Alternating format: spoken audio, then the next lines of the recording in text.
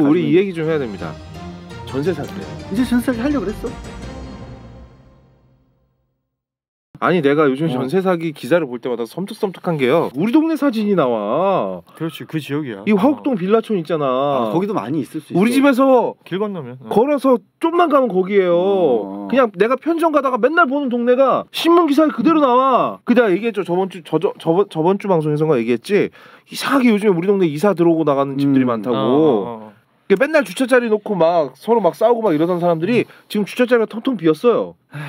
야 이거 도대체 어떻게 가는 건가. 일단 기본적인 이해가 전세 사기라는 네 글자밖에 모르시는 분들도 많아요. 근데 아는 분 중에 하나가 이 전세 사기가 전세를 준다 해놓고 안 주는 거냐 뭐 이런 식으로 이해를 하고 계신 분이 계셔가지고 그게 오리지널 전세 사기가 그러니까요. 산이라고 하는 거 물건을 준다고 해놓고 돈만 받고 떼먹는 거니까. 그래서 내가 그분한테 설명을 해드리고 싶어도 내가 정확하게 모르잖아. 설명을 못했거든.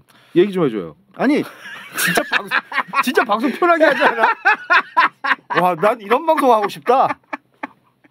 아니 내가 희끄부레하게 알고 있으니까 예쁘게 설명이 안 나온다 이 얘기지. 그럴 수 있어. 그래요. 지금 문제가 되고 있는 분 여러 가지 유형이 있지만 일단 집이 예를 들어서 한 1억이라고 하자. 그래요. 1억이라고 해. 1억이라고 하면 여기 이제 전세를 들어오신 분은 집값이 1억이면 보통 뭐 5, 6천, 7천 이 정도 생각할 거 아니야. 7, 8천 정도 하죠. 7, 8천 될 거 아니야. 근데 집값이 좀 계속해서 오르고 있는 상황이었잖아. 오르고 있는 상황이니까 지금 전세 사기범이라고 지목된 사람이 어떤 일을 한 거냐면 1억이 아니라 여기 1억 5천이에요라고 한 거야. 그리고 전세금으로 1억을 받은 거야. 근데 사실 집값보다 더 비싸게 전세금을 받아버린 거지. 그렇지. 근데 그렇게 해서 그럼 차익이 1억을 갖고 뭘 하느냐? 뒤 옆에 1억짜리 집을 또 살 수 있는 거지. 그렇게 사잖아. 그게 모여 있는 곳이 화곡동 빌라촌이거든요. 그런 식으로 해서 막 고만고만한 집들이 많아. 그런 걸 때려 긁어 모은 사람들은 언론에서 뭐뭐왕 이렇게 붙였지. 무슨 뭐 전세 빌라왕 이렇게. 나 그 표현 너무 마음에 안 들어. 왕이 뭐야 씨. 범죄꾼이야 범죄꾼. 근데 문제는 뭐냐면 이 사람이 그러면 이 사람의 의도가 나중에 네가 만약에 이제 집 끝날 때 지금 이제 전세 빼고 전세 계약 끝날 때 이사 가려고 할 때 그 전세금을 떼먹으려고 이 사람이 한 의도야?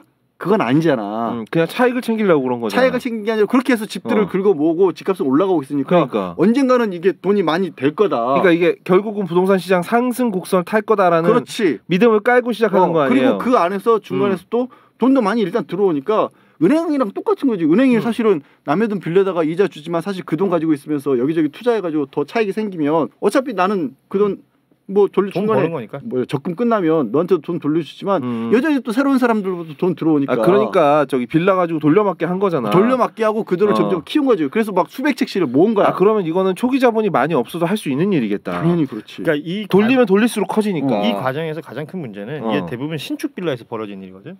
인천의 미추홀이라든지 뭐 서울 강서 화곡 일대가 지금 대표적으로 얘가 되는데 이게 일종의 카르텔이 있어요.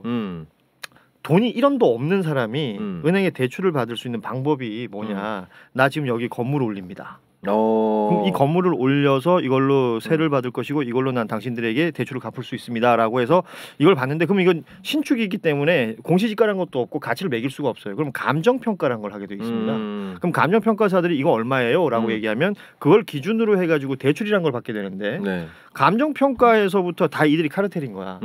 아까 말씀하셨지만 1억짜리 집이 안 돼. 7, 8천짜리밖에 안 되는데 이거 한 1억 갑니다라고 감정평가를 해주면 1억에 대한 대출을 내가 받을 수 있는 거예요. 그럼 대출을 받아서 이 집을 짓잖아. 그러면 세입자들을 받아. 세입자들을 받는데 아까도 말씀드렸지만 신축이기 때문에 시가가 없어. 그래서 부동산 업자들하고 또 짜. 부동산 업자들이 이거 싸게 나왔어요. 1억 2천이에요. 전세가. 이건 감정평가 받을 때부터 대출 받을 때부터 그 가격도 안 됐던 건데 1억 2천에 전세를 놔요. 그러면 전체 보통 이런 집을 오시는 분들이 사회에 이제 첫 경험하시는 분들이거나 신혼부부거나 상대적으로 뭐 아파트나 좋은 곳을 가기 어려운 분들이 왔는데 신축이야. 깨끗한 집이야. 또 매력이 있거든. 아파트처럼 지어놨거든. 네. 그래서 이 집을 덜컥 들어와요. 들어온 다음에 이 사람들은 그럼 모든 게 해결된 거 아니야. 전세금 받은 거 또 들어왔으니까 이 돈 가지고 아까 말씀하신 것처럼 또 다른 거 이게 벌려나갈 수가 있는 짓고, 거거든. 사고 막 이렇게 하는 거지. 그러면 이 1억 2천 전세 들어오신 분들 입장에서 2년 전세를 살았어. 그리고 이사를 가야 돼. 내가 여기서 저금하고 이래가지고 돈이 좀 모여가지고 요거 빼면 1억 5천짜리 전세로 갈 수 있는 꿈이 생긴 거야. 그래서 1억 이사 나갈 테니 보증금 돌려주시오 했더니 이 사람이 돈이 없대. 이 사람 입장에서는 집주인 입장에서는 또 다른 세입자가 1억 2천 주고 여기 들어오면 아무 문제가 안 돼요. 그 돈 받아서 주면 되니까. 돌려막으면 되니까. 근데 지금 아시다시피 집값 떨어지고 전세값 떨어지고 하니까 안 들어와. 안 들어오지. 그러면 이 사람들은 돈을 못 돌려받아. 근데 얘들이 튀어버려. 그러니까 이런 걸 여러 개 질러놓고 튀었거나 이런 애들이 하늘 막히거나 이런 애들이 지금 무슨 왕이라고 이름 불리면서 사기쳤다라고 얘기가 되고 있는 건데 지금 있잖아요. 뭐 몇천 채, 몇백 채 얘기가 아니더라도 10채, 20채 가지고 이 일하고 있는 사람들 되게 많습니다. 사실 그거를 공인된 사업처럼 썼던 경우들이 되게 많아요. 비즈니스라고 이미 했으니까. 몇십 년 전부터 그랬어요. 그래서 뭐야, 주택 비즈니스가 뭐야? 아 그래 부동산 사업이라고 부동산으로 돈 벌었다는 사람들 대부분 그렇게 해. 그 빌라 가지고 저 부동산 투자했다는 사람들이 그런 식으로 일을 했어. 그래서 이게 규모가 막 몇백 채가 되기 때문에 지금 논란이 되고 있지 대여섯 채 이렇게 하는 사람들은 굉장히 많았어 주변에서. 그리고 그들에게는 그걸 범죄라고 말하지 않지. 왜냐하면 아까도 얘기했지만 야, 나는 이건 문제가 안 된다고 봐요. 보증금이 1억 2천이 됐는데 1억 2천 가치가 안 되지만 1억 2천을 해가지고 그 전세값이 떨어졌어. 그럼 누군가가 9천에 여기를 들어와. 그럼 내 돈 3천 얹어서 이 사람 주면 아무 문제 안 돼. 그럼 문제 안 되지. 근데 그걸 안 한다니까. 그걸 못하는 상황이 된 거지. 근데 그러면 지금 이 사람들을 그렇게 막 100채 200채 있었던 사람들을 무슨 범죄단체 조직죄라는 걸 적용하거나 아니면 일반 사기죄를 적용하도록 사기죄 적용해서 처벌하는 게 중요한 게 아니라 당장 지금 집에서 길거리에 나가는 사람들 아까 고평이 말한 것처럼 처음 집을 지을 때부터 은행이 이거를 대출금을 갖고 있기 때문에 은행 입장에서는 회사 돈 안 되네 팔아버린다고 경매 넘겨버리니까 금융권이 쫓겨나게 생긴 거야. 그러면 이분들 살 때를 마련을 해줘야 되는데 정부에서 전세사기 특별법을 만든 게 공공임대로 들어갈 수 있게 해주거나 아니면 대출을 처리를 해준다는 그 거야. 돈을 빌려준다는 거죠. 그럼 그 돈 빌려서 갚고 나면 너 어디서 살아? 그러니까 빚 더하기 빚이 되는 거야. 그리고 여기서 한 가지 이제 오늘 이 얘기를 꺼낸 중요한 이유가 진짜 어려운 분들은 어떤 분들이냐면 그 전셋집에 들어갈 때도 빚을 내셨던 대출을 받는 사람이야. 빚으로. 그 전세 자금마저 본인 돈도 아닌 거야. 그럼 여기서 왜 내가 이게 정부의 대책이 지금 부족하다고 얘기를 하냐면 오늘 SBS에 또 기사가 이건 기사를 되게 잘 썼더라고요. 정리를 잘 해놨어요. 혹시 전세 사기 좀 알아보시고 싶으신 분들은 피해자에게 다 책임지는 전세사기 특별법이라는 이름으로 썼는데 전세로 들어가는 분들은 집도 없었던 분이고 경제적으로도 어려운 분이기 때문에 대출을 또 받았을 거 아니야. 근데 그렇죠. 대출이 왜 나왔을까? 어떻게 나왔을까? 그런 분한테 은행이 미쳤다고 대출을 해줄까? 그 은행에 누구 심었겠지. 얘는 상상력이 좋은 거야? 아니면 진짜 멍청한 거야? 그러니까 전세 보증금이라는 것 자체가 담보로 먼저 잡히거든. 잡히는데 내가 그거 모르고 하는 얘기겠어. 여기 기사 보고 하는 얘기지 지금. 국가에서 정부 주택보증기금 같은 곳에서 국가에서 보증을 해준 거야. 인증을 해준 그래. 거야. 그래서 은행은 그 보증을 믿고 너한테 돈을 빌려준 거지. 정부에서 사람 심은 거 아니야 그럼? 오늘 그거 있어? 저기 뭐야 그 머리 심는 거 그거 광고 없어? 근데 이게 문제가 뭐가 되냐면 은행 입장에서는 건물도 대출로 잡아놓고 세입자들한테는 정부가 공사가 국가가 뒤에 보증을 서줬으니까 돈을 또 세입자들한테 빌려준 거야. 그럼 이거 돈 못 받게 되면 은행은 집을 팔거나 아니면 개인으로부터 못 받으면 국가한테 받을 수 있는 구조가 된 거야. 보증이 돼 있으니까. 은행 입장에서는 뭐 손해가 사실은 없지. 이 일이 벌어지는데 큰 역할을 한 거야. 그럼요. 사실 은행도 집값이 1억인지 1억 2천인지 따져보지도 않고 국가에서 보증 서주니까 막 빌려준 거야. 거기에 금리는 계속 먹을 수 있고. 근데 막상 이 사단이 벌어지니까 은행은 나몰라라는 거지. 그리고 나몰라라 하면서 자기 손해는 안 봐요. 절대 안 보는 거지. 1순위거든. 그래서 돈이 어디선가 나오면 무조건 자기가 제일 먼저 가죠. 그러니까 민주당에서는 이거 그러면 이 피해자들 저기 파산 면책이라도 시켜주자라고 했는데 그거를 여당에서 안 들어준 이유가 뭐냐면 은행이 이 사람들 파산 면책 시켜주면 은행이 우리한테 올 텐데. 그렇죠. 우리가 책임지게 생긴 걸. 그래서 안 들어줘 버린 거야. 그러면은 이제 그 사람들은 길바닥에 나간 건 말건, 그러고 나서 쫓겨나건 말건. 그러고 나서 이제 전 정부가 돈 빌려줘서 그런 거다. 전 정부가 보증 서줘서 그런 거다. 집값이 올라서 이런 문제 생겼으니까 전 정부 책임이다. 아니 정부가 대출을 해주나? 이게 전 정부 탓을 하는 그 근거들이 뭐 자기들이 들고 있는 것들은 그렇다 치더라도 이게 제일 중요한 건 뭐냐면 이 원희룡 국토부 장관이 나와서 했던 말이 그러니까 전세 사기 피해자라고 불리는 분들의 주거권을 다 확보해 주는 게 중요하다. 살 집을 만들어 주겠다라는 거예요. 그러니까 주거권을 어떻게 해 주느냐? 아까도 얘기하셨지만 지금 사기당한 금액만큼 그 보증금만큼 대출을 해주겠다. 아니면 공공임대주택으로 넣어주겠다. 뭐 월에 몇십만 원짜리. 근데 결과적으로 있잖아요. 이 사람들의 삶의 희망으로 싹 없애버리는 겁니다. 살 집이 있다고 해결되는 문제가 아니거든요. 이분들에게 전세 보증금이라는 건 전 재산이에요. 그 전 재산을 날린 사람들한테 야 다시 빚을 내 가지고 살면 되잖아 여기서 이렇게 얘기한 거야. 그걸 원하지 않는다는 게 지금 이 피해자 단체의 목소리거든요. 그리고 그래서 선구제 후조치라는 얘기가 나오는 거야. 그럼 선구제를 해주면 그 이후에 이게 지금 피해자 단체들이 주장하는 바가 뭐냐면 이거 사회적 재난 아니냐. 그러니까 내가 사기를 당했다. 내가 사기를 당했는데 내가 진짜 사기 범죄꾼 한 명한테 사기를 당한 게 아니라 구조적으로 이렇게 나라에서 정부에서 막아줄 수 있었던 부분, 법적으로 제도화 시켜놓을 수 있었던 부분, 이거 이렇게 하면 안 된다고 걸러놓을 수 있었던 부분 하나도 안 걸러놔가지고 얘들이 계속 이렇게 해먹었던 거 아니냐. 거기에 나는 엉기고 감겨가지고 이렇게 피해 입은 거 아니냐. 사회적 재난이니 국가에서 일정 부분 책임져 달라라고 주장하는 게 지금 이 전세 사기 피해자분들이 목소리를 내고 있는 거거든요. 이 상황의 가장 큰 특징은 일반적인 사기를 어떻게 당하냐면 여기에 투자하면 돈 많이 벌 수 있어요. 그런 거 있잖아. 다단계 사기 같은 경우 여기 뭐 아프리카 금강에 좀 투자를 하면은 막 수억 원이 됩니다. 내지는 저한테 뭐 투자하면 이율을 30%를 돌려드리겠습니다. 뭐 주식 사기꾼 뭐 이런 애들. 그런 나도 욕심이 있었던 거잖아. 사실은. 그렇지. 나도 욕심이 있으니까 그 욕심을 이용하는 건데 이 전세 사기 같은 경우에는 그런 게 아니잖아. 나는 그냥 살 집을 찾았을 뿐이잖아. 철저하게 당하기만 한 거네. 저분들은. 그거밖에 없는 거잖아. 야, 나 너무 소름 끼친다. 아니 내가 이제 이런 거에 되게 둔감해요. 마치 고통을 잘 못 느끼듯이. 이 새끼 발가락처럼. 그러니까 이게 뭐 시세나 뭐 아니면은 뭐 전세 대출 이런 거 너무 복잡하잖아. 그래서 전세로 들어갈까 집을 사버릴까 고민하다가 5년 전. 심플하게 어차피 빚내서 들어갈 거. 어차피 빚내서 들어갈 거 그냥 가짜 내 거를 사버리자. 나한테 필요한 건 그냥 사자. 아니 손해 보더라도 뭐 얼마나 보겠어. 그리고 여기서 거기가 돈 많아서 덜컥 사자라고 생각하지 마세요. 저도 대출 비싼 집 아니에요. 존나 싸구려 집이에요. 싸구려지. 대출 사기도 안 들어오는 집이야.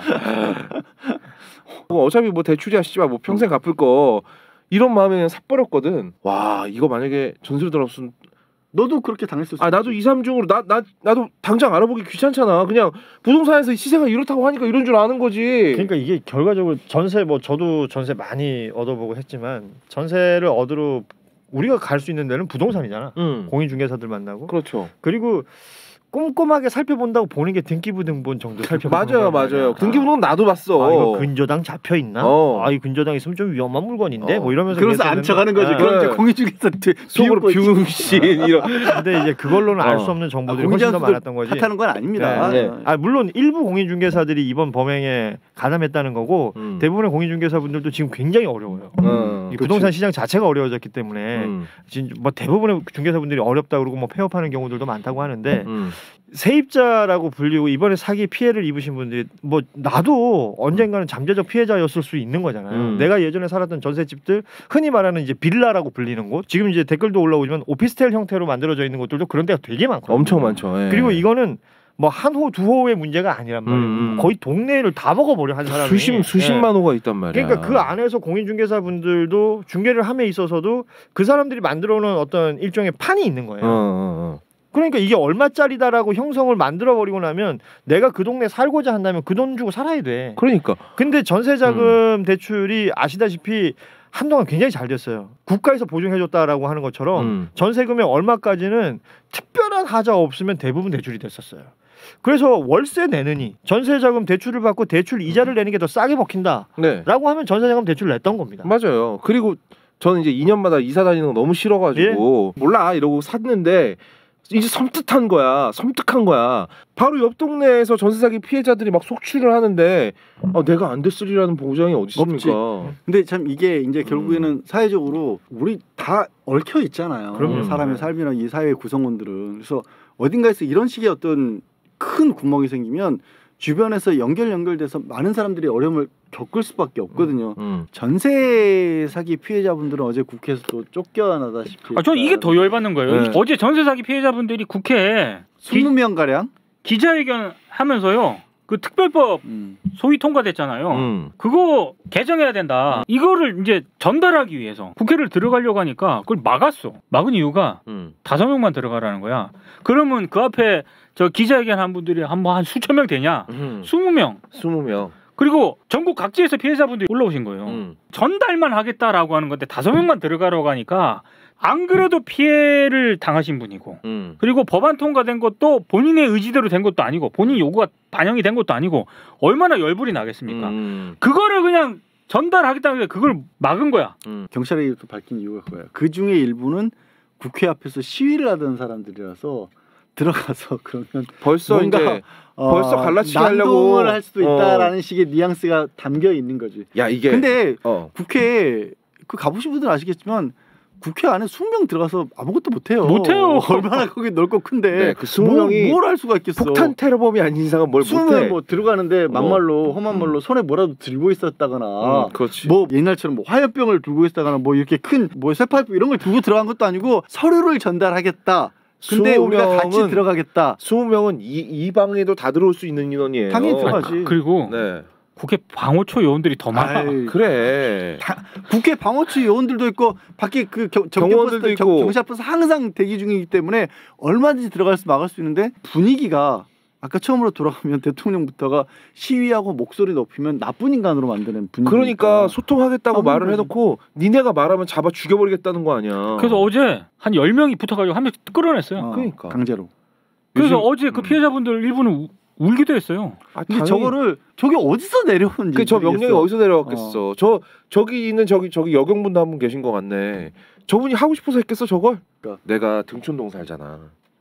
목동 등촌동 경기에 살잖아 내가. 거기 빌라가 되게 많단 말이야. 되게 많죠. 되게 많아. 근데 요즘에 이해할 수 없을 정도로 이사를 들어오고 나가는 사람들이 많아. 그래? 보통 이제 그 이삿짐 센터 차가요. 많이 그때 내가 그렇지. 집에서 나오려고 했는데 앞에 이삿짐 센터가 막아가지고 못 나온 적 있었지. 그때부터 생각해보니까 그때부터 이사 나가고 들어오는 집이 일주일에 한 3-4명씩 나오고 들어오고 계속해. 왜 그러지? 아마 여기에도 몇 채가 있나 봐. 돌리던 집 중에 몇 채가. 충분히 가능하지. 그러니까 소유자가 계속 바뀌는 거야. 충분히 가능하지. 왜냐면 거기 빌라촌이기도 하고 목동이나 지하철역도 가깝고 하기 때문에 입지가 상당히 좋은 데라서. 그리고 저기 한 사람이 이걸 아무래도 이거를 잡아가지고 이 매물이 지금 이게 붕 떴잖아. 그렇지. 한 사람이 이걸 아마 경매를 받든가 뭘 해가지고 이게 한 1-2년 단위로 몇 달 단위로 이 집을 계속 돌리고 있는 것 같아. 가능성이 있다. 양천구에서도 극단적인 선택. 맞아요. 양천구에서 나와. 그 우리 동네에서 멀리 안 떨어진 데거든 거기가. 그러니까 지금 이게 빌라도 당장 제가 살고 있는 빌라가 뭐 완전 고급 빌라도 아니지만 그렇게 떨어지는 빌라도 아니란 말이에요. 그럼 이제 여기도 이미 있을 수 있지. 충분히. 여러 채가 있다라는 거야. 그렇죠. 근데 그분들이 굉장히 많단 말이에요. 그런 피해자분들이 전국적으로 따지면 더 많겠죠. 엄청 많겠죠. 근데 이분들 입장에서는 당연히 하소연할 곳이 어디겠어요. 네. 근데 그 서류 전달도 못하게 그걸 잡고 끌어냈어. 폭도들 취급을 하면서.